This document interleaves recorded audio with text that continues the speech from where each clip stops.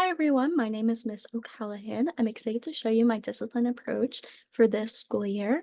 I'm going to share my screen for how we will discipline in my classroom. So my classroom really follows this win-win and reward system approach for discipline in the sense that I would write down all of the rules in the classroom. These rules will be agreed upon at the beginning of the year. I would write them initially just to gain that respect as a new teacher, but we would all make sure to edit and tweak it based on their cultural and social emotional needs and make sure that everybody is on the same page. By doing this, I would have students sign a contract just saying they agree to it and they agree to follow these rules.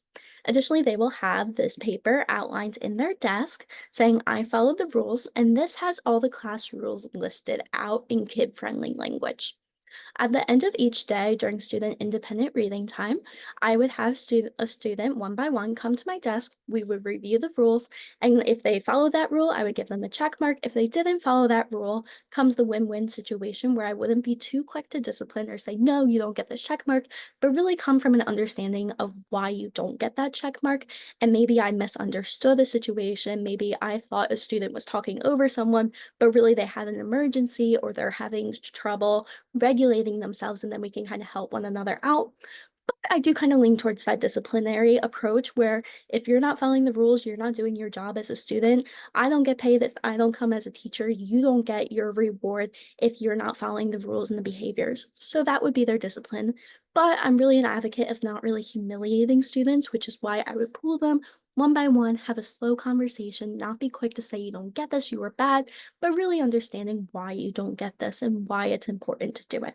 Additionally, it's not like students are getting these prizes right away. They get a tally for each day. So, say they showed respect, they were engaged in their learning, they worked alongside with their peers and adults, they didn't talk while other teachers were talking or students were talking, and they were open minded. That means they got 5 tally marks. I would keep this in my teacher notebook. 5 tally marks and update it as the school year went on, and students will eventually be able to exchange it. So this kind of helps for my philosophy of democracy, where students would come up for rewards for following the rules. Similar to what I said earlier, my job is to come there and teach, and then I get my payment and I get my reward. Your job as a student is to come to school and follow the rules, but you should get a reward too. So then that comes with the aspect of they can trade in these tally marks for prizes, and at the beginning of the year, I would have a democratic approach where we would list some prizes. Please take note that a lot of these prizes are inexpensive or don't cost anything at all, which I believe is so important, especially as a new teacher, and not really bribe students, but have that intrinsic motivation and that relationship building. A lot of this has a homework pass or a sit with a teacher, which helps me build relationships with my students, which is really important to me, as well as I believe I'm building that relationship just by showing them that you deserve to be rewarded for being here as well.